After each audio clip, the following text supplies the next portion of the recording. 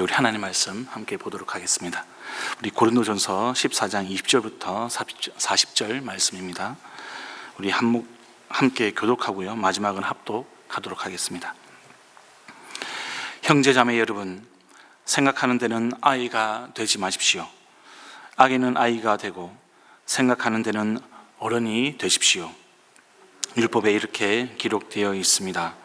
주님께서 말씀하시기를 내가 방언을 하는 사람의 혀와 딴 나라 사람의 입술로 이 백성에게 말할지라도 그들은 나의 말을 듣지 않을 것이다 하셨습니다. 그러므로 방언은 신자들에게 주는 표징이 아니라 불신자들에게 주는 표징이고, 예언은 불신자들에게 주는 것이 아니라 신자들에게 주는 것입니다. 온 교회가 한자리에 모여서 모두가 방언으로 말하고 있으면 갓 믿기 시작한 사람이나 믿지 않는 사람이 들어와서 듣고 여러분을 미쳤다고 하지 않겠습니까? 그러나 모두가 예언을 말하고 있으면 갓 믿기 시작한 사람이나 믿지 않는 사람이 들어와서 듣고 그 모두에게 질책을 받고 심판을 받아서 그 마음속에 숨은 일이 드러나게 됩니다. 그래서 그는 엎드려서 하나님께 경배하면서 참으로 하나님께서 여러분 가운데 계십니다 하고 환히 말할 것입니다. 그러면 형제자매 여러분, 어떻게 해야 하겠습니까? 여러분이 함께 모이는 자리에는 찬송하는 사람도 있고, 가르치는 사람도 있고, 하나님의 계시를 말하는 사람도 있고, 방언으로 말하는 사람도 있고, 통역하는 사람도 있습니다. 모든 일을 남에게 덕이 되게 하십시오. 누가 방언으로 말할 때에는 둘 또는 많아야 셋이서 말하되 차례로 말하고, 한 사람은 통역을 하십시오. 통역할 사람이 없거든 교회에서는 침묵하고 자기에게와 하나님께 말하십시오. 예언하는 사람은 둘이나 셋이서 말하고 다른 이들은 그것을 분별하십시오. 그러나 앉아있는 다른 사람에게 계시가 내리거든 먼저 말하던 사람은 잠잠하십시오. 여러분은 모두 한 사람씩 예언을 할 수 있습니다. 그래야 모두가 배우고 권면을 받게 됩니다. 예언하는 사람의 영은 예언하는 사람에게 통제를 받습니다. 하나님은 무질서의 하나님이 아니라 평화의 하나님이십니다. 성도들의 모든 교회에서 그렇게 하는 것과 같이 여자들은 교회에서는 잠자코 있어야 합니다. 여자에게는 말하는 것이 허락되어 있지 않습니다. 율법에서도 말한 대로 여자들은 복종해야 합니다. 배우고 싶은 것이 있으면 집에서 자기 남편에게 물으십시오. 여자가 교회에서 말하는 것은 자기에게 부끄러운 일입니다. 하나님의 말씀이 여러분에게서 났습니까? 또는 여러분에게만 내렸습니까? 누구든지 자기가 예언자이거나 성령을 은사로 받은 사람이라 생각하거든 내가 여러분에게 써 보내는 이 글이 주님의 명령이라는 것을 알아야 합니다. 누구든지 이것을 인정하지 않으면 그 사람도 인정을 받지 못할 것입니다. 그러므로 나의 형제 자매 여러분, 예언하기를 열심히 구하십시오. 그리고 방언으로 말하는 것을 막지 마십시오. 함께 했습니다. 모든 일을 적절하게 하고 질서 있게 해야 합니다. 아멘. 네, 성도 여러분, 먼저 이 고린도전서 14장 20절을 보시면 생각하는 일에 아이가 되지 말고 어른이 되라, 이렇게 이야기를 하고 있습니다. 이때 사용되었던 이 단어 생각이라는 헬라어 원어는요, 프레신이라는 단어입니다.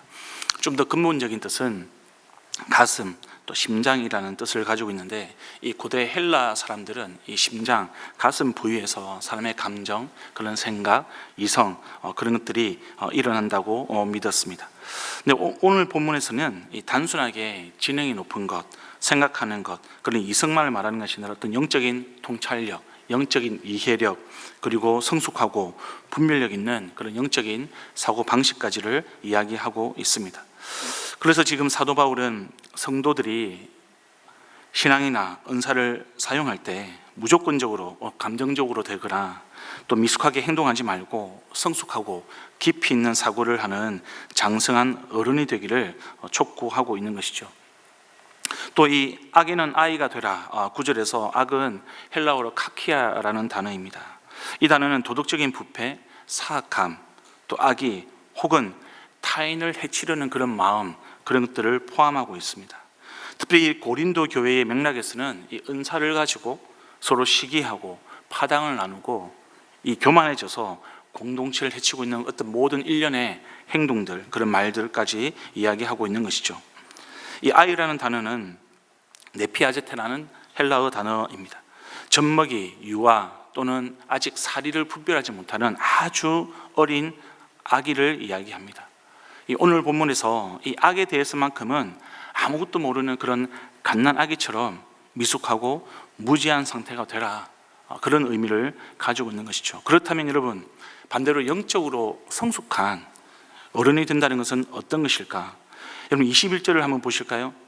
이렇게 되어 있습니다. 율법에 기록이 되어 있습니다. 주님께서 말씀하시기를 내가 방언을 하는 사람의 혀와 딴 나라 사람의 입술로 이 백성에게 말할지라도 그들은 나의 말을 듣지 않을 것이다. 방언을 이야기하고요.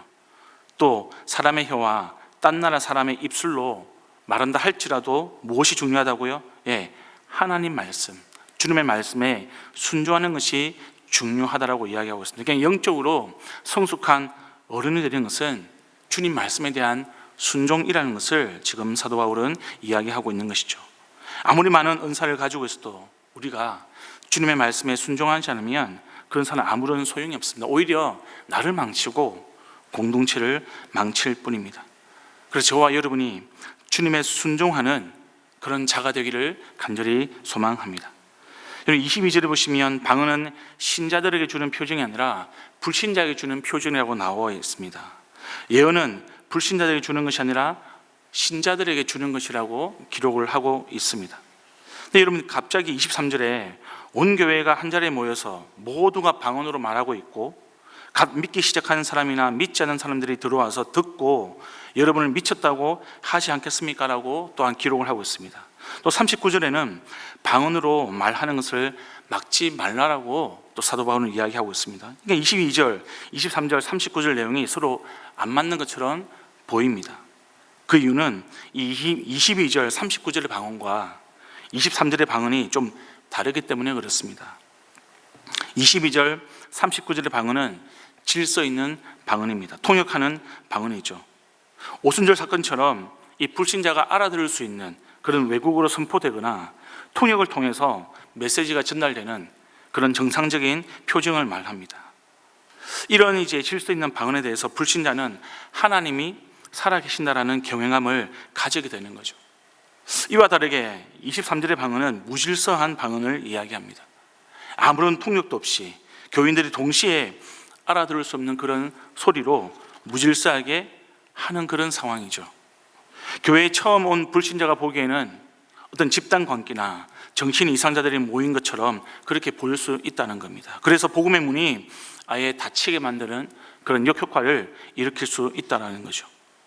사도 바울이 이 은사에 대해서 이야기할 때 반드시 함께 이야기하는 내용들이 있습니다.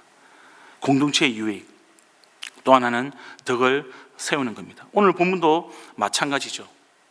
바울은 지금 26절에 모든 일을 남에게 덕이 되게 하십시오라고 이야기하고 있습니다. 여러분, 여기서 말하는 덕은 헬라어 원어로 오이코도메라는 단어입니다. 이 단어의 뜻은 건물을 튼튼하게 지어 올린다라는 그런 말을 가지고 있습니다. 신기하게 이 단어는요, 오이코스라는 가족이라고 의미하는 그 단어에서 나왔다는 사실이죠. 그러니까 하나님은 우리가 받은 은사를 가지고 공동체 지체들을 나의 가족처럼 튼튼하게 강건하게 세우라는 겁니다.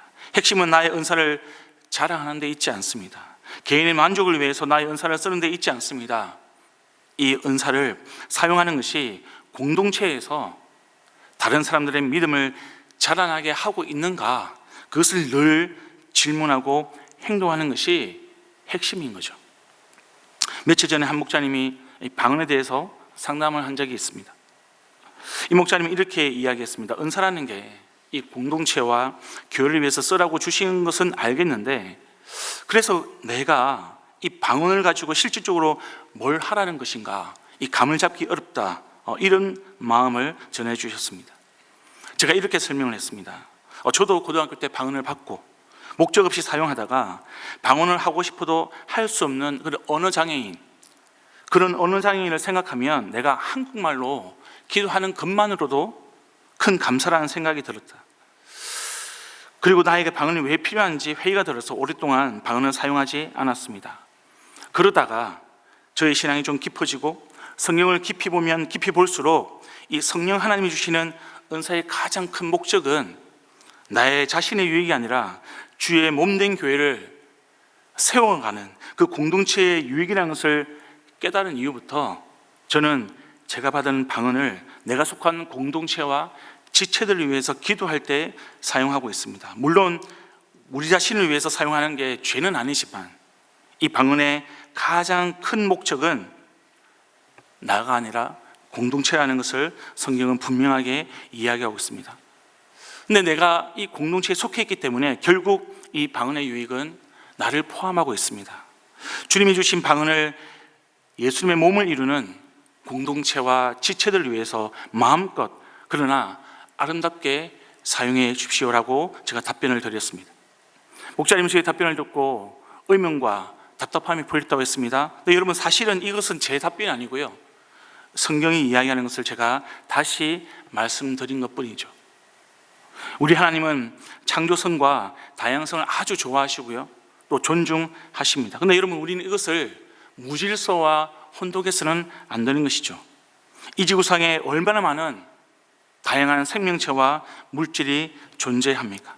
이 온 우주에 얼마나 많은 행성과 은하가 존재합니까? 셀 수가 없는 것이죠.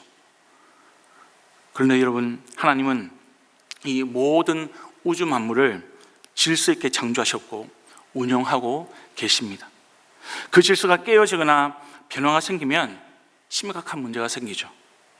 우리가 경험하고 있는 환경오염과 기후변화라는 것도 동일한 결과입니다. 우리가 다 경험하고 있습니다, 여러분. 공동체와 은사도 마찬가지라는 겁니다. 그렇다면 여러분 왜 하나님이 이 은사의 창조성과 다양성을 이 공동체의 질서라는 울타리 안에 두시는 걸까? 33절에 나옵니다. 평화입니다. 평화. 여러분 이 평화라는 단어는요, 이레네라는 그런 헬라어를 가지고 있습니다. 이 단어의 뜻은 히브리어로 샬롬에 해당하는 단어입니다. 단순하게 전쟁이나 다툼이 없는 그런 상태를 넘어서서 모든 것이 제자리를 찾아 긴밀하고 조화롭게 연결되어 있는 그런 상태를 이야기합니다. 32절에 보시면 여러분 바울이 예언하는 사람들의 영은 예언하는 사람들에게 통제를 받는다라고 말하고 나서 바로 33절에 평화를 이야기하고 있습니다. 당시에 이 은사를 받은 성도들은 이 성령의 황홀경에 도취되어 가지고요, 앞다투어서 방언을 내뱉고 다른 사람의 예언을 끊으면서 소란을 피우는 그런 사건이 발생을 하곤 했습니다. 우리가 신비로운 은사를 받았다고 해서 우리가 이성을 넘어서서 폭주하는 것, 하나님께서 원하시는 방식이 아닙니다. 스스로가 우리가 은사를 통제하고 제어하고 조절하고 타인의 순서를 배려할 때, 절제할 때 우리 공동체 안에 이래내 그 평화가 임하는 것이죠.